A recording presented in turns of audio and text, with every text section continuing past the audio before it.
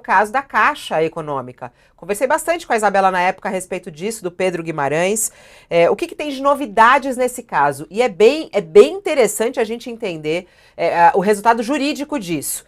Guimarães está comemorando a decisão jurídica, né? A defesa do ex-presidente da Caixa Econômica Federal, Pedro Guimarães, comemorou o acordo. O banco, a Caixa, fechou com o Ministério Público do Trabalho do Distrito Federal. A Caixa vai pagar 10 milhões de reais para encerrar o processo movido por suspeitas de assédio moral e sexual do ex-presidente. Apesar de anunciar que vai cobrar a multa de Pedro Guimarães, o advogado dele disse que a decisão é uma vitória para o ex-presidente. Ele citou uma jogada política da atual gestão sobre a cobrança dos valores. Após a acusação de assédio, Guimarães pediu demissão do cargo em junho do ano passado.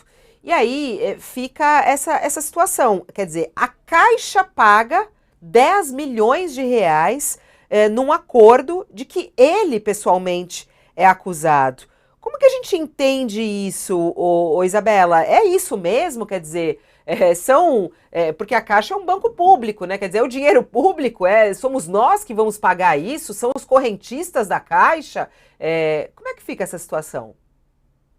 Fabiola, é isso mesmo, né? Essa comemoração da defesa do Pedro é meramente narrativa, tá? Eles estão querendo confundir aí a opinião pública que não conhece, né, tecnicamente desses meandros jurídicos, mas não tem nenhuma novidade nessa decisão. Quando há cometimento de casos de assédio dentro de empresas, sejam elas públicas ou privadas, enfim, dentro de organizações que empregam pessoas, quem vai responder perante o Ministério Público do Trabalho é o CNPJ, né? É o empregador. Né? Quanto a isso, não tem nenhuma novidade, porque é o empregador que tem dever sobre os atos dos seus empregados no exercício da função. Né? Isso já completamente pacificado na lei e na jurisprudência brasileira. Então, sem dúvida alguma, isso não tem nenhuma novidade.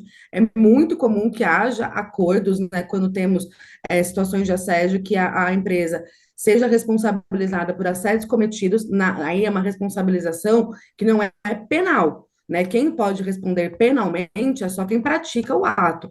Né? O Pedro, essa parte da defesa do Pedro não está contando, né? Mas o Ministério Público Federal o tornou réu, né, recentemente pelos crimes que ele é acusado de ter cometido. Né? Então, não tem nenhuma novidade, não vejo se a defesa dele está comemorando como uma ideia de criar uma narrativa de que está vendo, se ele tivesse feito alguma coisa, quem estaria pagando essa multa era ele e não a Caixa. Ora, gente, isso não faz nenhum sentido, tá? Juridicamente, quem vai pagar é o empregador responde pelos atos das pessoas que trabalham para aquela empresa, para aquela organização. Isso é totalmente comum, totalmente pacificado. Então, é justamente um dos motivos pelos quais as empresas investem em treinamento, em canais, em políticas, né, anti-assédio, antidiscriminação, em canal de denúncia, em tratamento dos casos, é justamente uma forma de dar conta da sua responsabilidade e mitigar eventuais punições que possam acontecer se alguém Ô, cometer assédio. uhum. Ô, Isabela, ele até na reportagem fala que o próprio banco já confirmou que vai cobrar judicialmente o ressarcimento desse valor a ele, né? Eles devem entrar com algum processo para conseguir isso. Mas acho importante isso que você falou. Esse acordo não significa passar pano para o assédio que ele é acusado. Ele ainda responde a respeito disso, né, Isabela? Só para a gente deixar claro. Totalmente, Fabiola. Isso é um acordo ali do empregador, né, Tá. com o Ministério Público do Trabalho, não é passar pano.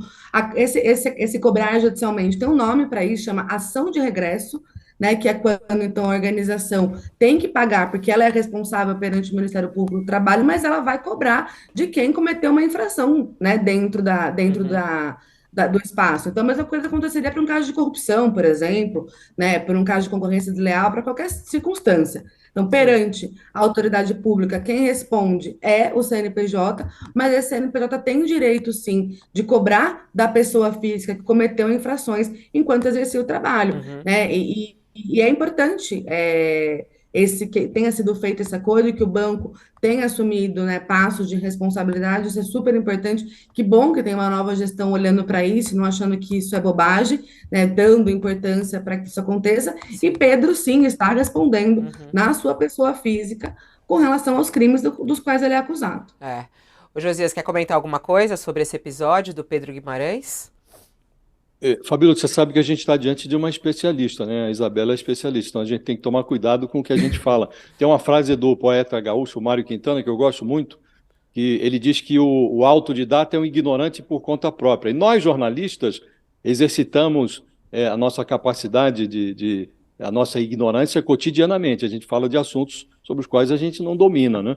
Mas aqui eu fiquei incomodado com essa decisão relacionada a esse caso, que acho que é nítida a responsabilidade da Caixa Econômica Federal e é bastante razoável, é necessário, até imperioso, que a Caixa pague a indenização. Mas a minha dúvida, nós estamos falando de um processo administrativo. O criminal está lá e o Guimarães há de ser condenado. Mas, do ponto de vista administrativo, me incomoda muito que o responsável pelos crimes não seja também responsabilizado solidariamente.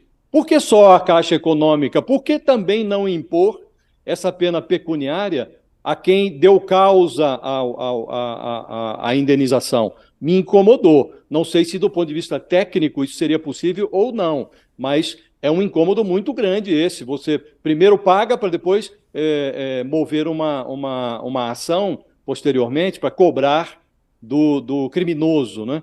Acho que, de alguma maneira, se poderia impor uma responsabilidade solidária também ao Pedro Guimarães.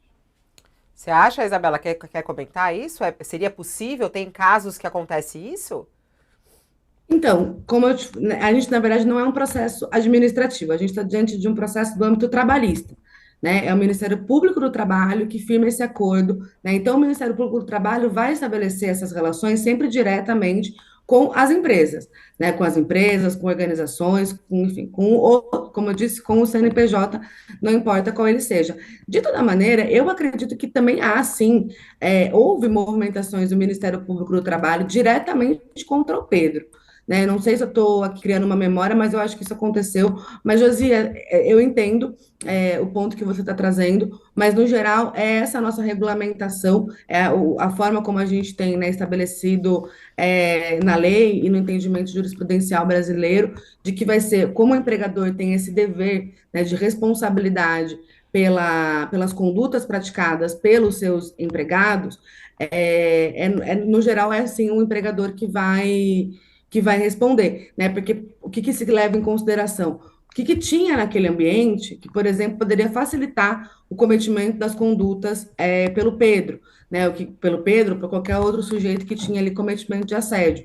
No geral, não sei se é isso no caso da Caixa, tá? Eu não estou afirmando no caso da Caixa, mas no geral o que a gente vê é que tem omissão, tem negligência, né? Tem permissividade, tem tolerância para comportamentos que são inadequados, que são assediadores, e é nesse âmbito, então, portanto, que vem esse tipo de responsabilização para a empresa empregadora.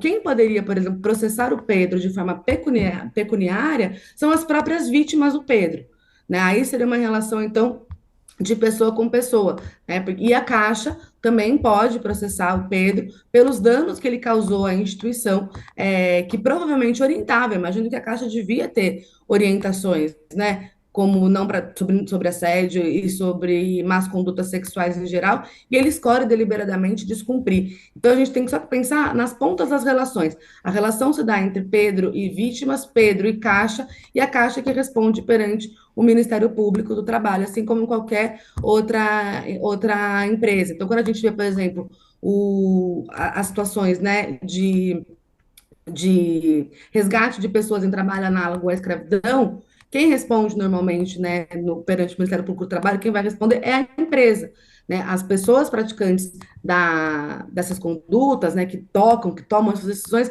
vão responder na esfera criminal e podem também ser processadas pelas próprias vítimas.